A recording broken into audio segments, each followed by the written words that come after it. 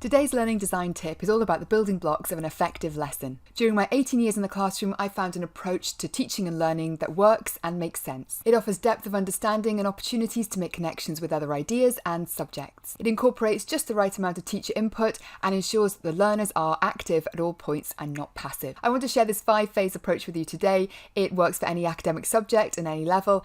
So let's begin with phase 1. During the exposition phase, new information is shared with learners.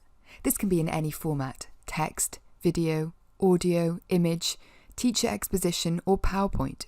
But if using PowerPoint, ensure there are very few slides and these are not overloaded with text. I've found that the exposition phase works very well if undertaken ahead of the actual lesson.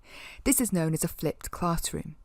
The teacher shares information before the lesson to introduce core concepts, ideas, protocols, or a story, for example. I make up a video of no more than 5 minutes and share it with my students. Try Adobe Spark for a really quick and simple way to do this. It's free and you can record your voice over a video or just add words, pictures and videos. It may be the case that there is a perfect video on YouTube, BBC iPlayer, ClickView, etc. that serves this purpose. The new information shared with the learners should be chunked into manageable amounts to avoid cognitive overload for the learners. This can be even more effective if the new information is linked to prior knowledge. As the teacher, you could try to draw this out through effective questioning techniques. Trying to cover too much at this stage is one of the traps that teachers and instructors can fall into. More is not better. Deeper learning of manageable chunks of information is better. Phase 2 involves critical thinking. Learners are then encouraged to take a deeper dive and evaluate the information in terms of validity and bias. They analyse the perspective of the information and try to identify corroboration from other sources of information. I use these credibility checkers as a standard resource. If your resource budget is tight, you could print off one double-sided set per pair of learners. Laminate the sheet and then use it for learners across subjects and year groups. A group discussion could then follow, with the teacher giving immediate feedback on ideas and challenging the learners' views with questions. Phase 3 requires learners to sort and sequence the information. The purpose of this third phase is to help learners categorise information into categories. These categories could be causal factors, impact, the flow of events, similarities and differences, arguments for and against, the most important factor, the least important factors, etc. This is best done in small groups with a circulating teacher.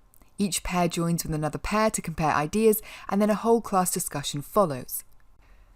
The next phase moves the learners up a level in terms of their thinking skills. Following the essential questions principles, learners are encouraged to construct their own questions now that they have processed the new information and linked it to their prior knowledge. I use these question starters and give learners time to write at least 3 essential questions. Learners can then swap their 3 questions with their peers so that they can try and attempt to answer them. It's important to note that these essential questions are not for recall-only questions. There are criteria for the questions which need to be followed to really gain the benefit from this task. Finally, learners are encouraged to think about the place of the new information in a system or web. This systems thinking approach requires learners to imagine the new information as a strand of a spider's web. The new information is placed on the web and then links are made along other strands to connect ideas. This helps learners to understand that ideas and information do not exist in isolation, but are in fact part of a larger system or structure. Multiple webs can be added as the visualization of the system grows. Assessment of learners takes place throughout the flow of these 5 phases through observation, questioning, and continual feedback.